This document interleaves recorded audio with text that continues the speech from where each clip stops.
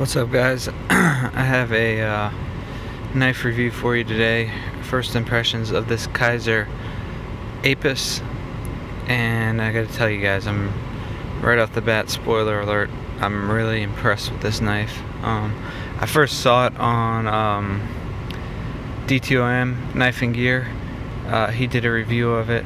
I'll link to his channel below, and that got me interested in it. He had the copper version, and it's a little heavier. I have the carbon fiber version. It's a little more EDC weight friendlier, I guess you could say.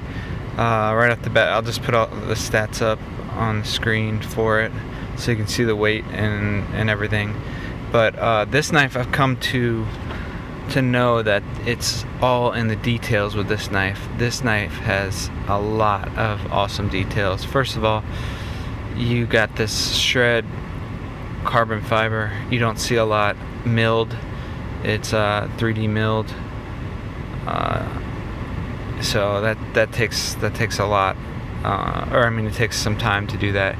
You not only have it there, but you have it on this side, and the whole knife kind of like, it's kind of one of those knives where the blade kind of fits in everything with the way this scoops back. It kind of all is one width and very slim. One thing, another detail that I like, this pocket clip, it's titanium milled. You don't see the screw. It screws in from this side, but it's like a deep carry milled clip, so you don't see those a lot. I can't get it in my, let's see if I can do it one-handed. Okay, yeah, you'll see that pretty much the whole knife disappears in pocket, just a very tiny bit left over. That's excellent. And then I like the design of the way it looks outside of your pocket too. So again, it's not just a normal milled clip, it's got some styling and it flows with the design of the knife. So yeah, just all about the details with this knife. This back spacer starts coming up and then it incorporates a lanyard hole, but it flows with all the lines of the knife. And look at that, there's a detent ramp.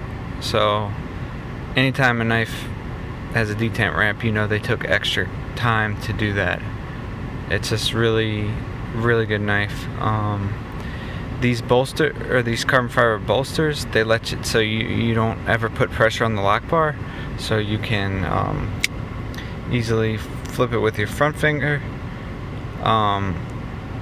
Nice milled right here to disengage, very easy to disengage. You can thumb flick it out like that, and then if you take a look in here, you have extensive milling in here. Not only on that side, but look at all the milling even on the lock bar itself. And you can see those, there's one pin, locator pin there, there's a screw right there, a stop pin, and then the pivot. So very simple construction. I think that's the designer, Henner. The blade is stone washed and everything is rounded, and look at the details on the blade here. So you have milled right there and then an opening hole, then you have these swedges coming down, and then a saber grind, kind of like a clip point. But yeah, you can see those swedges up there.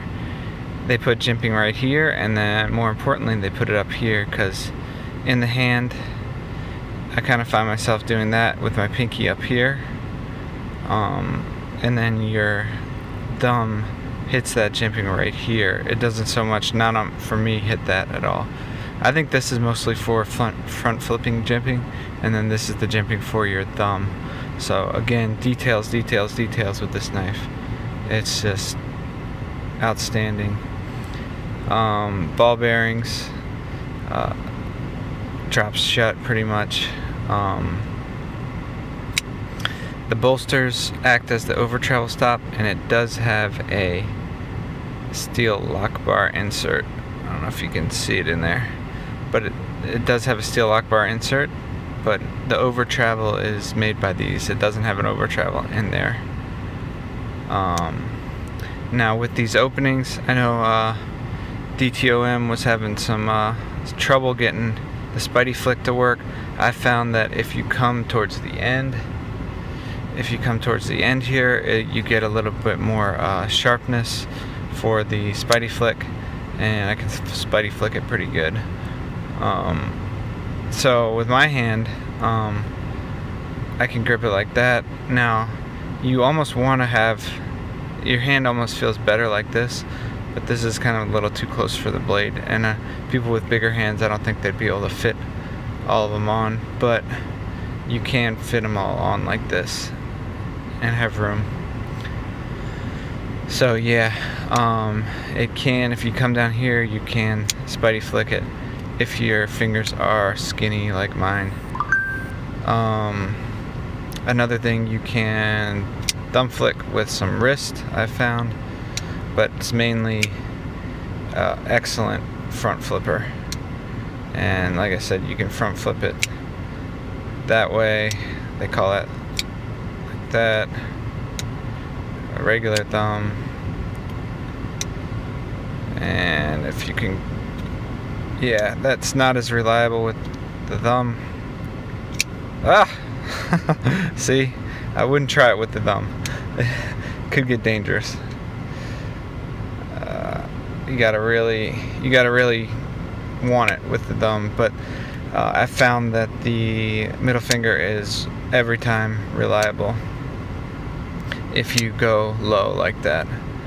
So they do have a copper version. Oh, and they are coming out with a titanium version, all titanium. Now I got this on White Mountain Knives. It's, I think, $164 normal. There's a 10% discount code that a lot of YouTubers use, which brings it down to like $147. So for $147, you're getting this great deal for a knife. And Kizer did a good job on this. And if I didn't mention before, it is S35VN. And easy lock disengagement. You see they got milling on both sides of it, so you know it's gonna be very nice to get out. I want that thumb flick again. There we go. Alright, don't try that at home, guys. It could get dangerous. But yeah, look at that. It just, to me, this caught my eye. It may not be for everybody, but to me, I really like the design. The details are really awesome, and I just think it's a great knife for the price. So that's all I got, guys. I will see you on the next one.